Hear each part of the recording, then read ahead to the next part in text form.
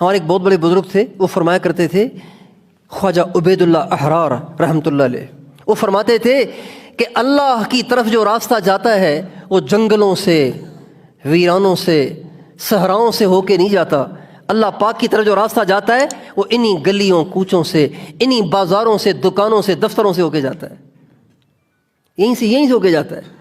انہی دفتروں میں رہتے ہوئے، انہی دکانوں میں رہتے ہوئے، انہی گھروں میں رہتے ہوئے، انہی بیوی بچوں کے ساتھ رہتے ہوئے ہمیں اللہ کو راضی کرنا ہے، اللہ کی نافرمانی سے بچنا ہے، اپنی زندگی کو اللہ پاک کی نافرمانی سے ایسا پاک رکھنا ہے کہ اللہ پاک کی کوئی نافرمانی نہیں ہونی چاہیے ہم سے۔ اس کا شوق نہیں رہا، اس کا جذبہ نہیں رہا کہ میری زندگی گناہوں سے پاک ہو، میری نگاہیں پاک ہو جائیں، میری زبان پاک ہو جائے، میری شرمگاہ پاک ہو جائے، میرے کان پاک ہو جائیں، میں اللہ پاک کی نافرمانی سے ہمیشہ کے لیے پاک ہو جاؤں، اس کا شوق نہیں ہے۔ ہمارے نبی اس کی دعائیں کرتے تھے، اے اللہ تو مجھے ایسی زندگی عطا فرما جو تیری نافرمانیوں سے پاک ہو۔ حالانکہ ہمارے نبی کی زندگی تو پاک تھی اپنی امت کی تعلیم کے لیے۔ تہجد کے وقت میں سجدے میں سر رکھ کر ہمارے نبی نے دعا کی ہے، رب آت نفسی تقواہا وزکھا انت خیر من زکاہا انت ولیہا ومولاہا۔ اے میرے رب مجھے تقوی عطا فرما کہ میں تیری نافرمانیاں کرنا چھوڑ دوں، میرے اندر کو برائیوں سے پاک فرما، تو سب سے اچھا پاک کرنے والا ہے۔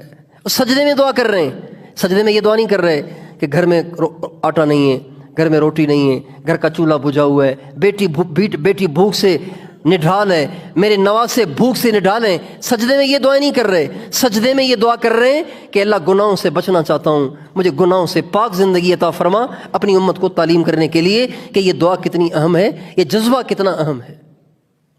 آج تو انٹرنیٹ کا زمانہ ہے، سوشل میڈیا کا زمانہ ہے، اس انٹرنیٹ نے تو امت مسلمہ سے تقویٰ کی دھجیاں اڑا دی ہیں۔ داڑھیوں والے، ٹوپیوں پگڑیوں والے بھی انٹرنیٹ کی غلاظتوں سے محفوظ نہیں رہ سکے۔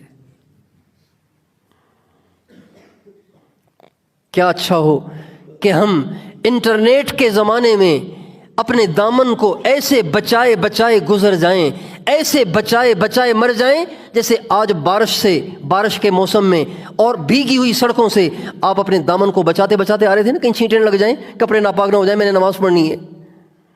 کاش کہ ہم اس انٹرنیٹ کے، اس بے حیائی، اس عریانی، اس فحاشی کے زمانے میں اسی طرح اپنے دامن کو بچاتے بچاتے اللہ سے جا ملیں۔ دل تو سب کا کرتا ہے کہ دیکھوں کیا ہے،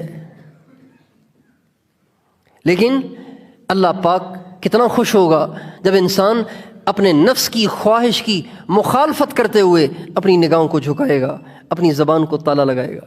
ہمارے نبی کا ارشاد ہے، جس انسان کے سامنے کوئی حرام چیز آئی اور اس نے نظر کو جھکایا، اس نے اپنی نظر کو اس سے بچایا، ہمارے نبی نے فرمایا اللہ تعالیٰ اس کو ایسی ایمان کی حلاوت عطا فرمائیں گے کہ وہ اس کو محسوس کرے گا۔ کتنے لوگ کہتے ہیں کہ جی نماز میں مزہ نہیں آتا، قرآن میں مزہ نہیں آتا، ذکر کے لیے بیٹھتے ہیں مزہ ہی نہیں آتا، مراقبے کے لیے بیٹھتے ہیں دھیان ہی نہیں جمتا، وسوسے آتے ہیں۔ بھائیو یہ ساری سزا ہے بد نگاہی کی۔ جب نگاہیں محفوظ نہیں ہوں گی، نگاہیں حرام کاریاں کریں گی اور نگاہیں آوارہ ہوں گی، تو پھر نماز میں دل نہیں لگے گا، پھر برائی میں دل لگے گا۔ نماز کی طرف دل نہیں کھینچے گا، برائی کی طرف دل کھینچے گا۔ نماز میں اس کا دل لگے گا، سجدے کا سرور وہ محسوس کرے گا جس کی نگاہیں حرام سے پاک ہوں۔